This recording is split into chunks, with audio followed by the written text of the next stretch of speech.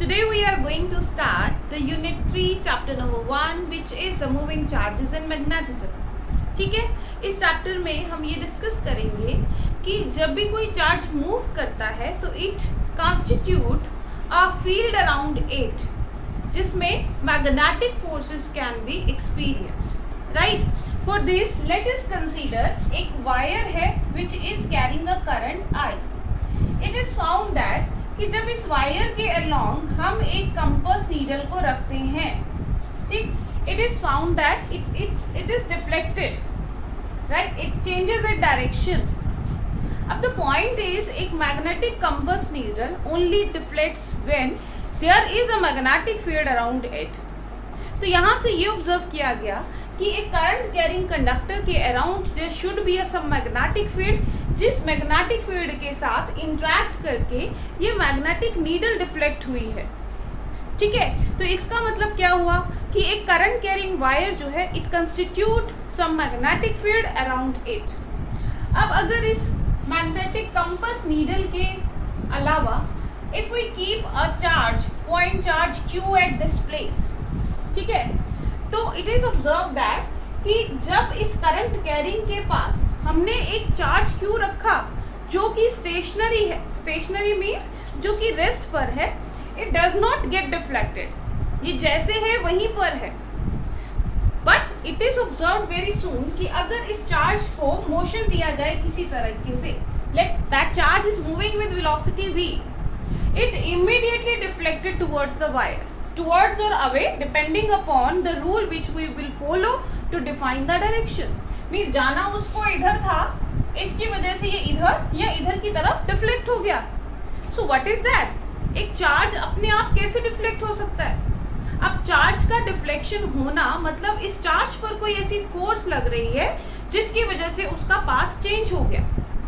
ठीक है, अब हमने पहले डिस्कस किया कि एक current carrying wire constituting a magnetic field around it, और सोर्स चार्ज जब रेस्ट पर था तो कोई इंटरेक्शन नहीं हुआ, लेकिन जैसे ही ये चार्ज मूव करना शुरू हुआ इट एक्सपीरियंस सम फोर्स. तो interaction deflection is possible only when there is a magnetic field. इसका मतलब एक मूविंग चार्ज भी कंस्टिट्यूट कर रहा है, moving charge is constituting a magnetic field around it, right. So basically जब इसने कंस्टिट्यूट किया एक मैग्नेटिक फील्ड अराउंड इट, तो इस करंट कैरिंग वायर का मैग्नेटिक फील्ड एंड इस चार्ज का magnetic field interact with each other and hence it get deflected. ठीक है, तो अब ये फोर्स क्या है और इस फोर्स का मैग्नीट्यूड क्या है? बच्चों, there is no derivation for this formula. The force experienced by the charge particle when it is moving in a magnetic field is given by F is equal to QVB sin theta. QVB sin theta. And this force depends upon charge Q which is moving with velocity V, and B is the magnetic field. Okay, here B stands for magnetic field. इसे हम magnetic field भी कहते हैं. Sometime it is known as magnetic field induction, magnetic field induction, and another name is its magnetic flux density. Okay, magnetic flux density. Magnetic flux density का मतलब हुआ flux पर unit area. ठीक है, तो यहाँ से it is clearly that force F depends upon charge moving with velocity v. तो बेसिकली जो चार्ज होगा, इफ चार्ज का मैग्नीट्यूड बहुत ज़्यादा होगा and it is moving with some velocity v, तो नेचुरली इट्स अपने अराउंड जो मैग्नेटिक फील्ड्स क्रिएट करेगा that will be stronger, and it depends of magnetic field b. मतलब जिस मैग्नेटिक फील्ड में इसे रखा गया है अगर उसकी स्ट्रेंथ ज़्यादा होगी तो वो ज़्यादा फोर्स एक्सपीरियंस करेगा, and no doubt on the angle theta between these two things, that is velocity and b. And देखो साइन थीटा का कॉन्सेप्ट क्या है कि चार्ज पार्टिकल हमेशा मैक्सिमम फोर्स मैग्नेटिक फील्ड में तब एक्सपीरियंस करेगा जब उन दोनों के बीच में एंगल कितना होगा, 90 डिग्री. ठीक है, तो basically if B is represented like this and charge is moving with velocity v, then the force experienced will be maximum, which is equal to qvb. ठीक है, अब यहाँ से मैक्सिमम फोर्स आता है हमारे पास F is equal to qvb. So let us find out various units for the magnetic field. So B is equal to F by qv. अब force का यूनिट क्या होता है? The unit for force is Newton, coulomb, velocity का metre पर second. सो इसका पहला unit बनता है न्यूटन पर coulomb per metre second, right. अब इसका अनदर फॉर्मूला अगर हम देखें तो इस कॉन्सेप्ट को B को हम लिख सकते हैं F by Q and velocity को we can write length upon time. ठीक है, so Q by T is equal to current. तो करंट का यूनिट क्या हो जाता है? Ampere, and length is for metre. तो that is equal to newton per ampere per metre for another unit of magnetic field B. इसका unit होता है B का tesla. Tesla which is the famous unit we will be using for magnetic field. And one more, as magnetic field is also known as flux density phi upon A. ठीक है, तो यहाँ हम लिखते हैं B is equal to phi by A. Just like हमने electric field के chapter में पढ़ा हुआ है phi is equal to E dot ds. Similarly for magnetic field phi is equal to B dot A. यहाँ ये भी एरिया था, यहाँ ये भी एरिया था, मतलब number of field lines passing per unit area. तो flux is measured in weber, area is in metre square. तो मैग्नेटिक फील्ड का अनदर यूनिट बन जाता है weber per metre square. So we have discussed about 4 units. One is Tesla, B is Tesla. Second is Newton second per coulomb per meter. Third is Newton per ampere per meter. And fourth one is Weber per meter square. So this is all about the units of the magnetic field. बच्चों magnetic field का तो पता चल गया कि force experience is given by QVB sin theta. Now which rule gives the direction of the force? देखो, now we can write this force as Q तो scalar quantity है, and VB sin theta can be written as V cross B. ठीक है, पता है ना 11th class में आप लोग पढ़ते हो कि cross product of two vectors क्या होता है? इज अनदर वेक्टर जिसकी डायरेक्शन क्या होती है? Perpendicular to the plane containing these two vectors. Okay, so यहाँ पर V क्रॉस B एक ऐसे दो वेक्टर है which are lying in the same plane. तो उसकी direction is given by third vector which is perpendicular to the plane. अब यहाँ पर देखो आपके पास है V एंड B. ठीक, तो V and B are lying in the same place. तो this rule is named as, आप लोगों ने पढ़ा हुआ है 11th क्लास में भी, दैट इज द कॉक्स स्क्रू मैक्सवेल स्क्रू रूल. ठीक है, उसमें क्या होता है, जैसे आप स्क्रू को मूव करते हो इस तरह से, स्क्रू को मूव किया, ये प्लेन है हमारा, ये प्लेन है, इस प्लेन में आप स्क्रू को मूव कर रहे हो. If you are moving it anti clockwise, देखो एंटी क्लॉकवाइज, ये थंब हो गया, तो थंब इज पॉइंटिंग टुवर्ड. ठीक, यहाँ रखा हमने थंब. अगर ये एंटी क्लॉकवाइज रोटेट कर रहे हैं तो किस डायरेक्शन में होगा थंब? अपवर्ड डायरेक्शन में. And if they are moving in clockwise direction then it is in downward direction, right. तो अब अगर यहाँ पर हम बात करते हैं V क्रॉस B, इस तरह से अगर हम लिखते हैं V cross B, the rotation is from B to B anti clockwise. इसे ऐसे, ये ऐसे मूव करेगा एंटी क्लॉकवाइज, तो direction of force is upward. ठीक है, अगर रोटेशन इज फ्रॉम कहाँ से कहाँ? क्लॉकवाइज डायरेक्शन, इस तरह से V क्रॉस B. यानी कि अगर हम इसको इस तरह से लिखें यहाँ पर, we can write it like this. अगर rotation is from B to B clockwise direction, ठीक है, तो फोर्स की डायरेक्शन क्या होगी? नीचे की तरफ. या हम इस तरह से भी कह सकते हैं क्लॉकवाइज के लिए V is rotating like this. तो जब भी क्लॉकवाइज डायरेक्शन में रोटेशन होगी, clockwise means force will act in downward direction, anti clockwise mean force is acting in upward direction. Another rule which is use for defining the force is Fleming left hand rule. ठीक है, Fleming left hand rule का मतलब क्या है कि if you stretch the fingers of your left hand like this, देखो तीनों perpendicular, all the three should be perpendicular to each other, 1, 2 and thumb. ठीक है, ये सपोज x है, this is y and this is z. तो we stretch it like that B first finger points towards the direction of B, middle finger points toward the direction of what? Velocity, then thumb will point toward the direction of force. So this is our Fleming's left hand rule. ठीक है, let us see how we can apply it. For example, I hope you have noted this all. So let us apply the Fleming left hand rule to find out the direction of force on a moving charge particle when kept in a magnetic field. To start with बच्चों, आपको ये पता होना चाहिए अगर कहीं पर you cross बना होता है, what does this cross stands for and what does this dot stands for? This cross stands for the magnetic field perpendicular to the plane directed inward. ठीक है, and this dot stand for magnetic field perpendicular to the plane directed upward. इसको समझते हैं, पहले तो इसको समझते हैं. देखो जब क्रॉस लिखा है, क्रॉस मतलब क्या है? सपोज ये इस तरह से, ये बोर्ड हमारा क्या है, एक तरह से प्लेन एक्ट कर रहा है. प्लेन क्या होता है? Plane is any two dimensional object. ठीक है ना, ये प्लेन है, hand is plane, X and Y अगर हम कह रहे हैं, वाई एंड एक्स ये प्लेन है. ठीक है, तो इस प्लेन के परपेंडिकुलर हुआ ये. और अगर फील्ड लाइंस अंदर की तरफ जा रही है, इस प्लेन में अंदर की तरफ जा रही है, तो we will represent it as crosses.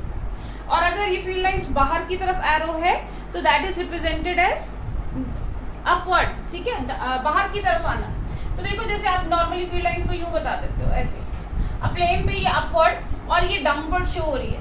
So what about अगर वायर यूं पड़ी हो, है ना, मतलब फील्ड लाइंस यूं बाहर की तरफ आ रही हो, ये आपका प्लेन है सपोज, तो अगर मैग्नेटिक फील्ड इस प्लेन में अंदर की तरफ जा रही है तो हम रिप्रेजेंट करेंगे क्रॉसेस से. अगर ये बाहर की तरफ जा रही है तो ये रिप्रेजेंट होगा क्या? Upward, outward. यहाँ पर हम वर्ड यूज करेंगे inward and outward word use करेंगे. ठीक है, तो ये crosses and dots are not only for magnetic field. आप करंट के लिए भी सिमिलर नोटिफिकेशन बता सकते हो कि क्रॉस रिप्रेजेंट करेगा कि किसी वायर में करंट अंदर की तरफ जा रहा है प्लेन ऑफ द पेपर में परपेंडिकुलर, और डॉट रिप्रेजेंट करेगा कि करंट आउटवर्ड जा रहा है. ठीक है, तो आप देखिए अगर हमारे पास सपोज मैग्नेटिक फील्ड है which is represented like this. ठीक, now what does it show? It shows that the magnetic field is perpendicular to the plane of this board and directed inward. ठीक है, let us consider a charged particle is entering like this with velocity v. Okay, now what we have to do to find out the direction using the Fleming left hand rule, आपने अपने left hand की fingers को यूं stretch कर लेना है perpendicular to each other. I am showing it to from every angle. Thumb को यूं स्ट्रेच किया, फिंगर को यूं, एंड ये थर्ड हो गया आपके पास वेलोसिटी. फिर आपने क्या करना है? First finger, right, first finger will point toward the direction of magnetic field. अब मैग्नेटिक फील्ड कहाँ है? इनवर्ड. तो हमने क्या किया? ये रहा मैग्नेटिक फिंगर को रखा मैग्नेटिक फील्ड की डायरेक्शन में. ठीक है, middle finger will point toward the direction of velocity. ये ऐसे चार्ज ऐसे एंटर कर रहा है. ठीक है, तो thumb will point toward the direction of force. तो फोर्स कहाँ लगेगी? ऊपर की तरफ. तो ये चार्ज पार्टिकल जो ऐसे मूव कर रहा है उस पर फोर्स लगेगी अपवर्ड डायरेक्शन में. I hope it is clear, right. Stretch the fingers of your left hand like this. First finger points towards the direction of magnetic field at this point. Middle finger points towards the direction of velocity की तरफ. Then thumb will point toward the direction of force. तो इस तरह से हम Fleming left hand rule लगाकर हम magnetic field में मूविंग चार्ज की फोर्स को निकाल सकते हैं. ठीक है, अब बात करते हैं very important law which is Biot Savart's law. So I hope यहाँ तक आपको फोर्सेस के बारे में क्लियर हो गया होगा कि कैसे हम फोर्स जो है उसकी डायरेक्शन हम by using Fleming left hand rule and by using Maxwell cork screw rule हम निकाल सकते हैं. ठीक है, now this is Biot-Savart's law, very important law, and we will discuss this law and its applications also. So Biot-Savart's law is basically deals with the current carrying conductors and it is specific to current element. इसका another name होता है Laplace law. Laplace law. ठीक है जी. अब let us consider हमारे पास है एक current carrying conductor. तो Biot-Savart's law is specific to current elements. Current element. अब ये करंट एलिमेंट क्या है? This is I dot dl. ठीक है, मतलब ये जो बायोट-सेवर्ट्स लॉ हम लगाते हैं, we find it the magnetic field due to the small length of the conductor. तो मान लीजिए इस कंडक्टर में से करंट आ रहा है I, ठीक है, और इसमें से हमने स्मॉल लेंथ एलिमेंट ये वाला ले लिया dl. तो ये I dl हो गया करंट एलिमेंट. ऐसा क्यों? देखो कंडक्टर हमेशा स्ट्रेट नहीं होगा ना, तो conductor can be of any shape. तो जब शेप चेंज होगी तो अकॉर्डिंगली डायरेक्शन चेंज होगी मैग्नेटिक फील्ड की. So Biot Savart's law help to find out the magnetic field at any point due to any shape of conductor of current carrying conductor. ठीक है, now let us consider हमें find out करना है magnetic field at point P due to this current element I dl, right, and this is making an angle theta. This dl is making an angle theta with the position r of the point P at which we have to calculate the magnetic field. ठीक है, हमें क्या निकालना है? हमें निकालना है magnetic field at point P due to this current element I dl. It is found experimentally that magnetic field B due to this current element is directly proportional to I dl sine theta by are square. बच्चों इसका भी कोई proof नहीं है. This is also a theoretical concept. Practically find out values. So dB is equal to, जब हम proportionality symbol रखेंगे, हटाएंगे, तो that will come out to be dB is equal to k I dl sine theta by are square. Now this k is constant and this k is having value mu naught upon 4 pi in SI system of unit, and this k is having value 1 for CGS system of unit. And as we measure all the values in SI system, so dB can be represented as mu naught upon 4 pi I dl sin theta by r square. ठीक है, अब देखो यहाँ पर क्या है, ये I dl sin theta. Again देखो हमारे पास आया concept sin theta. sin theta means, अब अगर इसको वेक्टर फॉर्म में लिखेंगे, how can we write it? ठीक, dB vector is equal to mu naught upon 4 pi I.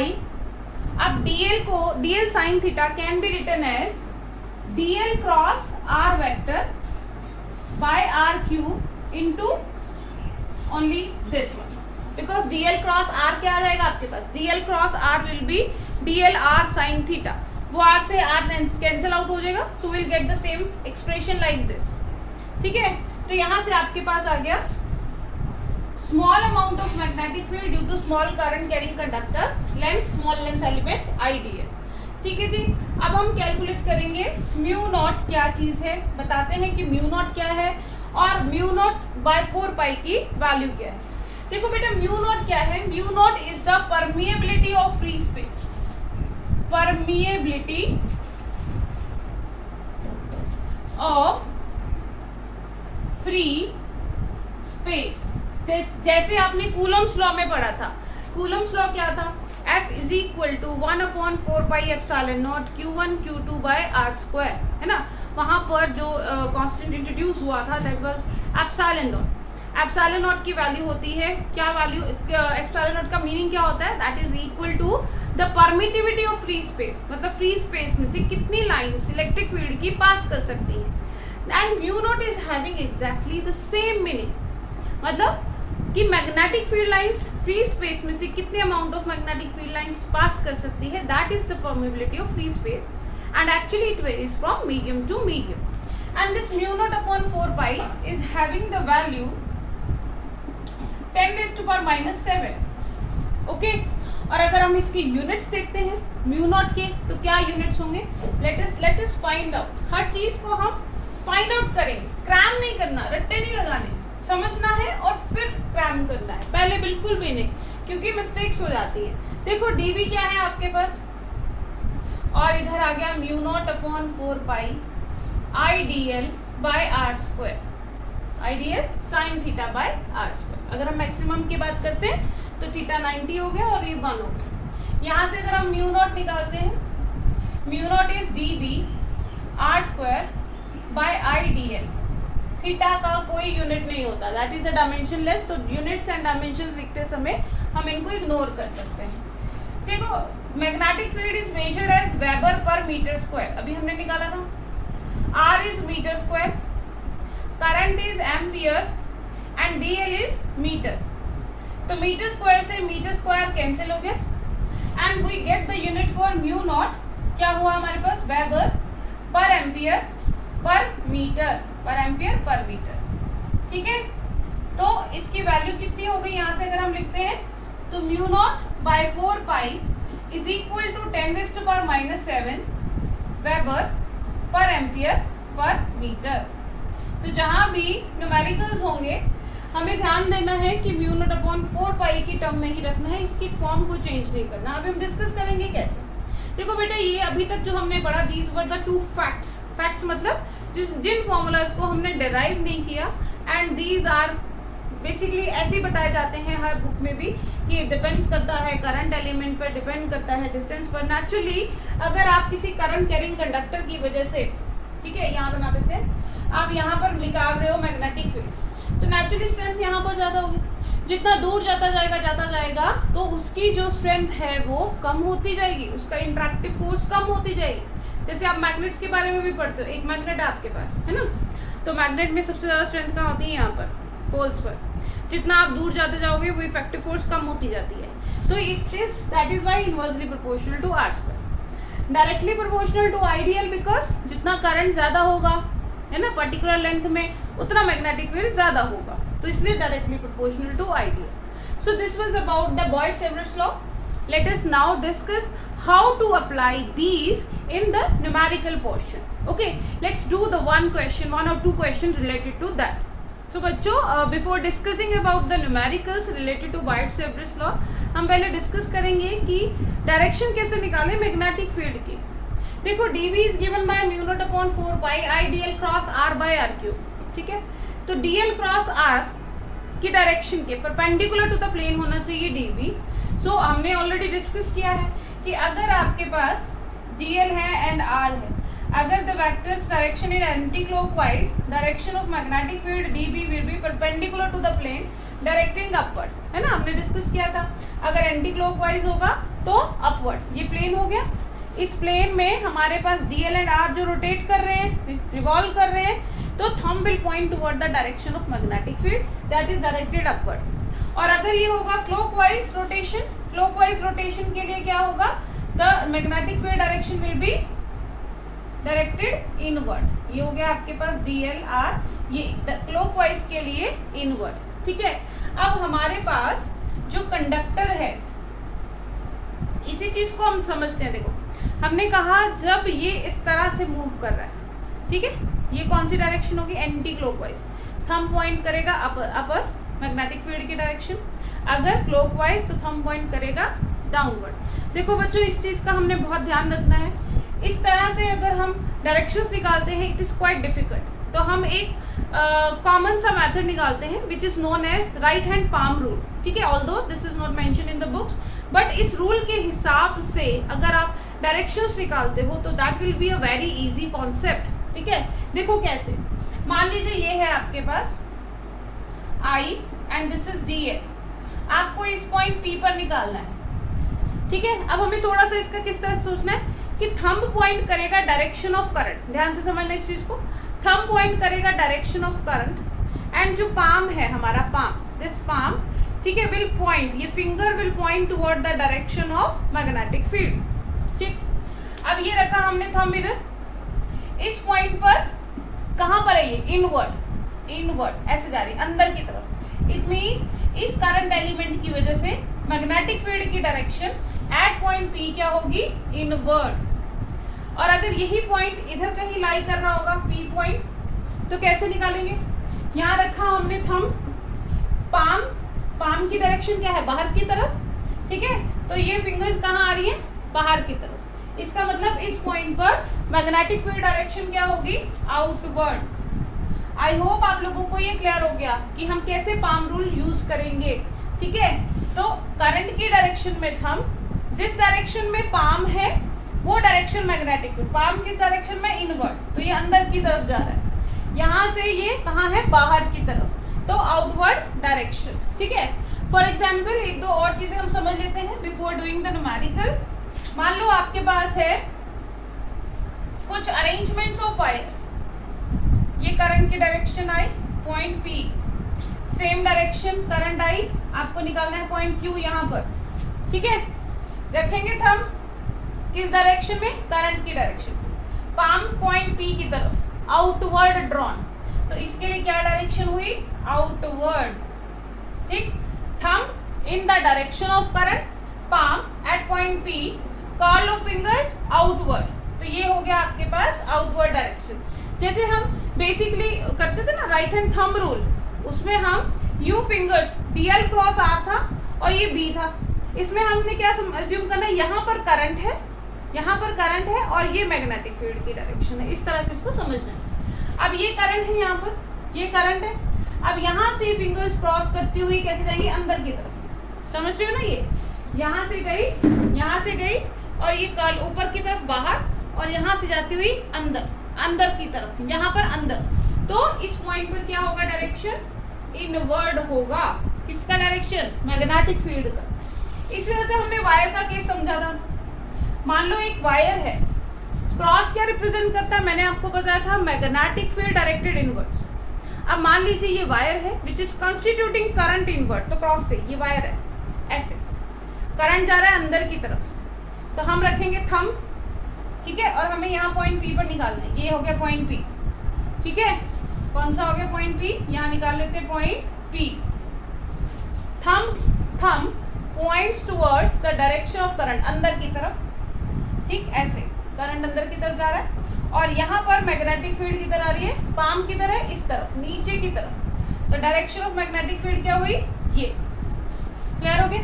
But इस चीज का ध्यान रखना है कि जो डायरेक्शन होगी मैग्नेटिक फील्ड की, that should be making an angle 90 degree, क्योंकि हमारा कॉन्सेप्ट क्या है, DL क्रॉस R, तो यहाँ पर जो लेंथ एलिमेंट होगा ऐसे, उसके और इसके परपेंडिकुलर होना चाहिए, मतलब ये ऐसे नहीं लाइन कहीं भी किसी भी एंगल पे नहीं बनाओगे आप, समझ रहे हो, ऐसा नहीं कि आप ऐसे बना रहे हो। ठीक है, आपका पॉइंट ऐसे आ रहा है ना, ऐसे आने का मतलब ये नहीं कि आप इधर बना रहे हो, तो ये लाइन जो बनेगी it will be perpendicular to this point. Clear हो गया। सिमिलरली अगर हमारे पास केस है एक वायर का, करंट बाहर की तरफ आ रहा है, ऐसे बाहर की तरफ, तो हम रखते हैं थंब और हमें निकालना है यहाँ पर सपोज Q पॉइंट पर, तो हमने रखा थंब U, ये कैसे जा रहा है, इधर की तरफ, नीचे की तरफ। ओके, तो ये ज्वाइन किया तो ये आ गया नीचे की तरफ at right angle to R position. तो इस तरह से by using the right hand palm rule we can find out the direction of magnetic field due to the current carrying conductor. Now let us go for the numerical. I hope ये आप लोगों को clear हो गया होगा how to apply the palm rule. See now what is the numerical here. A current of 5 ampere is flowing from south to north। बना लेते हैं जी साउथ टू नॉर्थ। ये बन गया हमारा साउथ, ये बन गया नॉर्थ। करंट फ्लो कर रहा है इस डायरेक्शन में और करंट की वैल्यू कितनी है 5 ampere. Find the magnetic field due to 1 centimetre piece of क्या है वायर। पीस ऑफ वायर यानी कि हमने कोई एलिमेंट कंसीडर कर लिया, मतलब हमें 1 सेंटीमीटर क्या दिया हुआ है DL। सो DL की वैल्यू कितनी है 1 सेंटीमीटर और 10⁻² मीटर।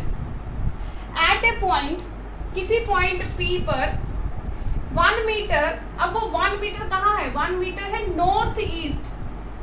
ठीक है, इस पीस ऑफ वायर से नॉर्थ ईस्ट, तो हम बना लेते ना यहाँ पर, ये नॉर्थ, ये साउथ, ये ईस्ट और ये वेस्ट। तो नॉर्थ ईस्ट का मतलब क्या हो गया, इन बिटवीन दिस। बच्चे देखो अगर एंगल मेंशन नहीं है कि नॉर्थ ईस्ट कौन से एंगल पर, तो we consider at the midpoint of north and east. तो नॉर्थ एंड ईस्ट का मिड पॉइंट हुआ तो ये एंगल हो गया आपके पास 45 डिग्री। टोटल 90 हुआ ना, तो 45 हो गया। ठीक है। अब ये है आपके पास dl, ये है r, ये है पॉइंट P और r की वैल्यू कितनी दी हुई है 1 मीटर। ठीक, तो फॉर्मूला क्या है, dB is equal to mu naught upon 4 pi I dl sin theta by r square. So we can put the values. Mu naught upon 4 की क्या वैल्यू बताई थी मैंने आपको, 10⁻⁷।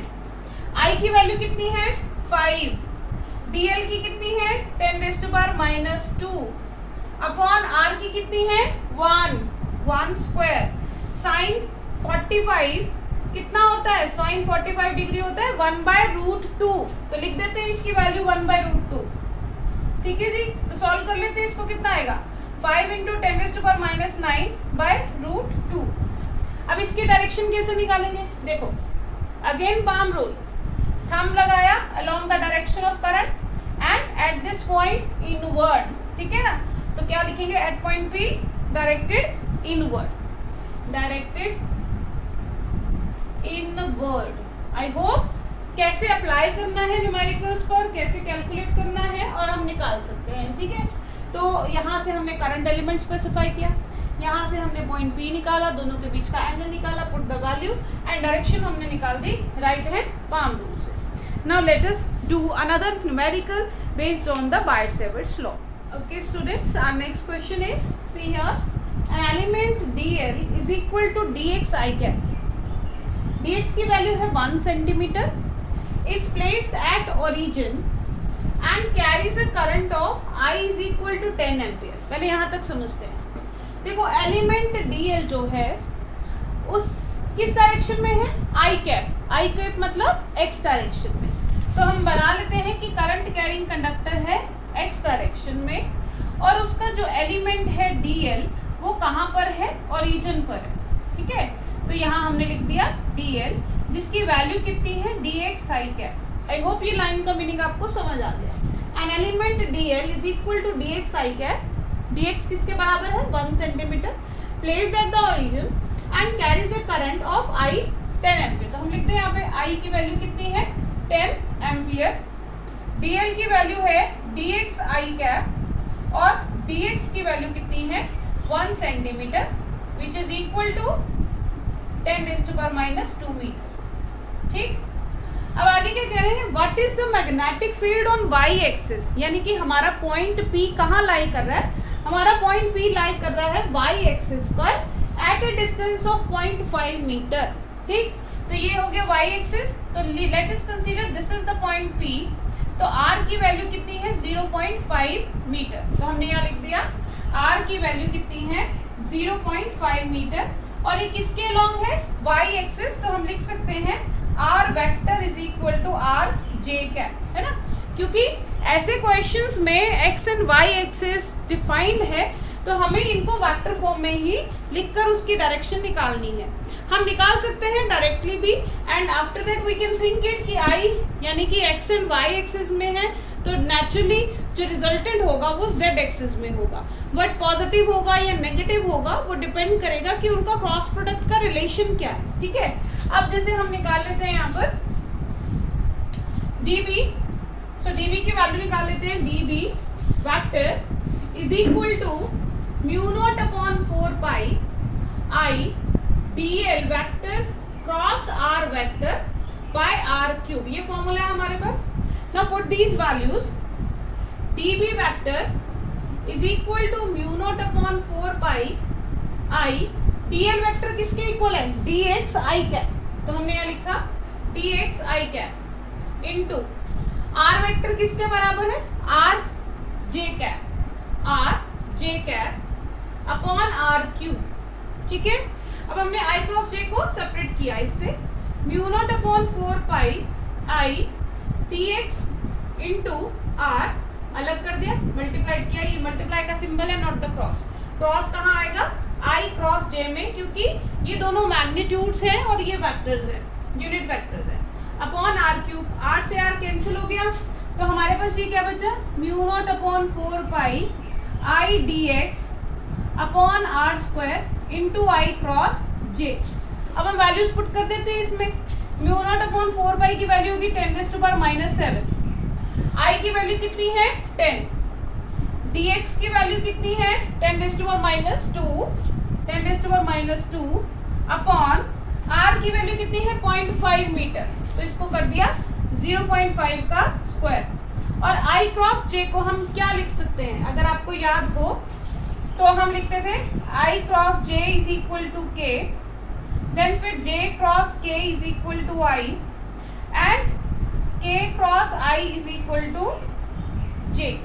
ये उल्टा चलते हैं, अगर j क्रॉस i होता तो माइनस k क्रॉस j होता तो माइनस ऑफ i, और अगर i क्रॉस k होता तो माइनस ऑफ j, इस तरह से। ठीक है, अब हम यहाँ इसकी डायरेक्शन लिखते हैं। ठीक है, ये i क्रॉस j है, i क्रॉस j किसके इक्वल आ गया, k कैप के इक्वल आ गया। Okay, so we can solve it now and we get the answer. कर लेते हैं सॉल्व। ये हो गया 10⁻⁷, -2 हो गया -9, +1 हो गया -8, और इधर आ गया आपके पास 1/25 इंटू 10⁻⁸ इंटू इसका जो नीचे होगा 10⁻², वो ऊपर जाएगा तो प्लस हो जाएगा, तो ये बन जाएगा 10⁻⁶ और k कैप। इसको सॉल्व करके we can get the fractional value. I hope आपको ये क्लियर हुआ कि अगर एलिमेंट किस डायरेक्शन में है तो उसके हिसाब से डायरेक्शन कैसे निकालना। एक्स एक्सिस नेचुरली हमें पता था i और j है, तो y जो होगा आपका रिजल्टेंट जो होगा वो z डायरेक्शन में होगा, बट पॉजिटिव होगा या नेगेटिव होगा, इट डिपेंड्स अपॉन आपके पास कॉन्सेप्ट क्या आता है, i क्रॉस j आता है या j क्रॉस k आता है। फॉर एग्जाम्पल मान लीजिए आपके पास जो करंट एलिमेंट है वो y एक्सिस पे है, ठीक है, इस तरह से लेट, तो current element is on the y axis, ये dl है, और आपको रिजल्टेंट निकालना है x एक्सिस पर। ठीक है, ये r हो गया। तो हम dl को कैसे लिख सकते हैं, हम लिख सकते हैं यहाँ पर आ जाएगा आपके पास dy j कैप, और dr किसके इक्वल आ जाएगा, r vector is equal to r i cap. ठीक है, अब जब आप फॉर्मूला लगाओगे तो क्या बनेगा, db vector is equal to mu naught upon 4 pi i, dl की जगह आएगा dy j cap into r i cap divided by r cube. ये r से r कैंसिल हो गया, mu naught upon 4 pi i dy, यहाँ क्या आ गया आपके पास j क्रॉस i।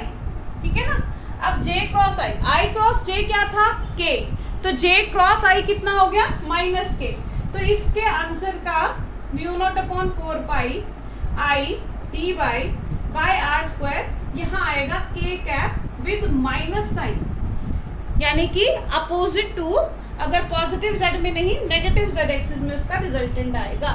तो इस तरह से हम बायोट-सेवर्ट्स लॉ लगाकर we can do various numericals.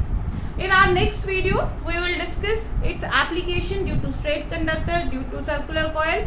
So do watch my next video for such wonderful topics. Thank you and have a nice day.